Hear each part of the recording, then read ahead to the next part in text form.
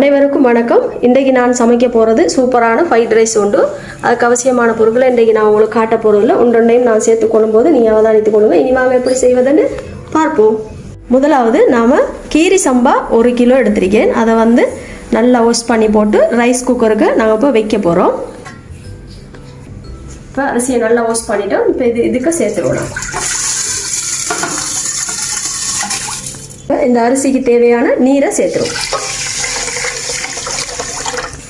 இப்போ அரிசியை கழுவி எடுத்துட்டோம். அடுத்தது உப்பு 1 மேசக்கரண்டி சேர்த்துருவோம். வினாக்கிரி 1 மேசக்கரண்டி, மரக்கறி எண்ணெய் 1 மேசக்கரண்டி.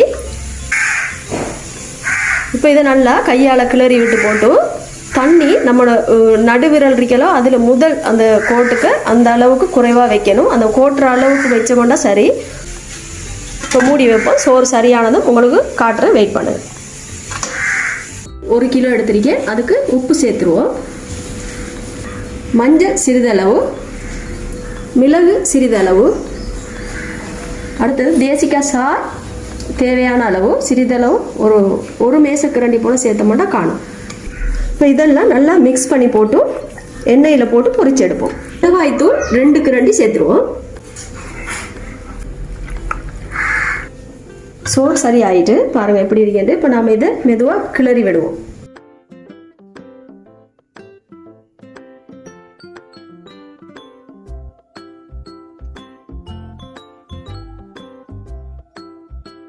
இப்போ ஒன்று செய்துட்டோம். இந்த ஃபேனை வச்சு இது சூடாக வரைக்கும் கொஞ்சம் வெயிட் பண்ணுவோம். இப்போ பாத்திரம் சூடாயிட்டு தேவையான அளவு கோழி பொரிக்கிற அளவுக்கு ஆயில் சேர்த்துருவோம். எண்ணெய் சூடாயிட்டு இப்போ இதை சேர்த்து பொரிச்சு எடுத்துருவோம்.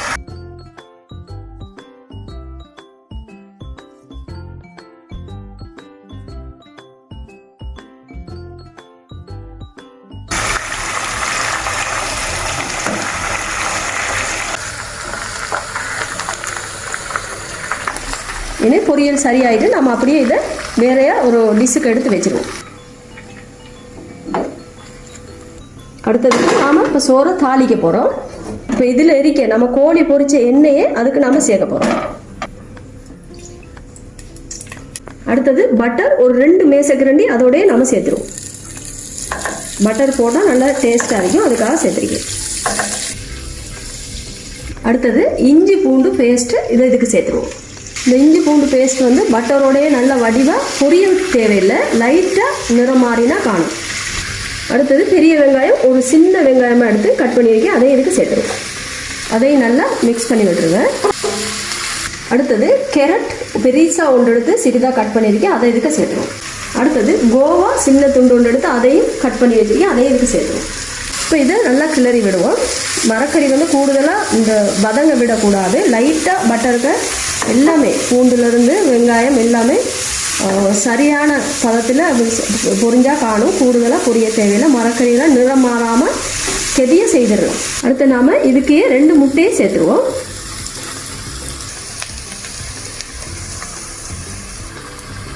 இதை நல்லா கிளறி விட்டுருவோம்.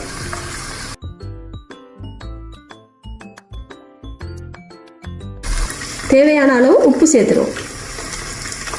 இதை நல்லா உப்பு சேர்த்து மிக்ஸ் பண்ணி விட்டுருவோம்.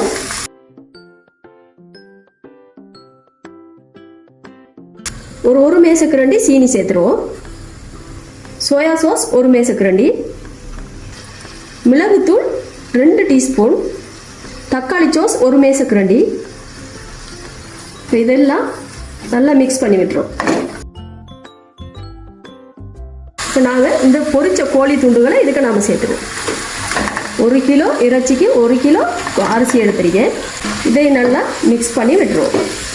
சீனி ஏன் போட்டோன்னு கேட்குறீங்களா? சும்மா அந்த பெரிய பெரிய கடைகள்லாம் சீனி போட்டு தான் சமைப்பாங்க. லைட்டாக போடுவாங்க. சீனி போட்டால் நல்லா அந்த டேஸ்ட் சூப்பராக இருக்கும். இல்லைண்டா அஜினமோட்டோ சேர்க்கலாம். அதுக்கு பதிலாக நாம் சீனி சேர்த்துருவோம். இப்போ கறி சரியாயிட்டு நமக்கு சோறு கொஞ்சமாக எடுத்திருக்கேன். அதை இதுக்கு சேர்த்து மிக்ஸ் பண்ணி போட்டு மறுக அதை அப்படியே அங்கால ரைஸ் குக்கருக்கு சேர்த்துருவோம். இதை நல்லா மிக்ஸ் பண்ணி விட்டுருவோம். அரிசி பாருங்கள் தனியாக இருக்கு, சும்மா பூ மாதிரி இருக்கு. இந்த மாதிரி இருக்கணும். அடுப்பு ஓப் செய்து போட்டு நம்ம அப்படியே எடுத்து ரைஸ் குக்கருக்கு சேர்த்துருவோம்.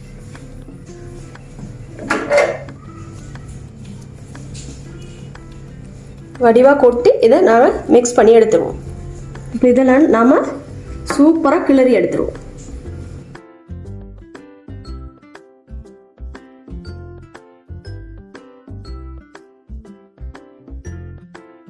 லீக்ஸ் ஒரு 4 எடுத்து கட் பண்ணி வச்சிருக்கேன், அதையும் இதுக்கு சேர்த்துருவோம். அதையும் நல்லா மிக்ஸ் பண்ணி விட்டுருவோம். இந்த கேரட் கொஞ்சம் எடுத்து வச்சோமோ அதையும் நாம் சேர்த்துருவோம். அடுத்தது மரக்கறி சுப்கட்டி 2 இதுக்கு சேர்த்துருவோம். சேர்த்தா இன்னும் கொஞ்சம் உப்பு ருசியாக இருக்கும். போட்டு வடிவாக கிளறி விடுவோம்.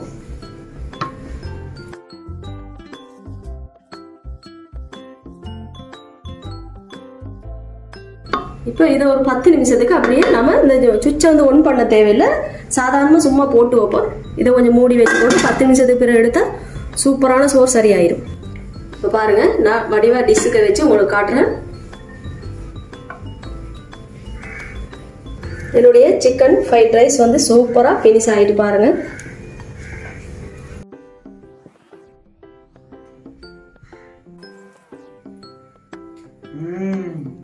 இதை மாதிரி நீங்கள் கட்டாயம் செய்து பார்க்கணும் விரும்பினா நஸ்லா கிச்சனுக்கு போங்க. அங்கே இதை மாதிரி விதவிதமான சாப்பாடெல்லாம் இருக்கும். இனி நாளைய தினம் இதை விட சூப்பரான ஒரு டிஷ்ஷோடு உங்கள் முன் வந்து நிற்பேன். விடைபெற்றுக்கொள்ளும் நான் நஸ்லானியாஸ். அஸ்ஸலாமு அலைக்கும்.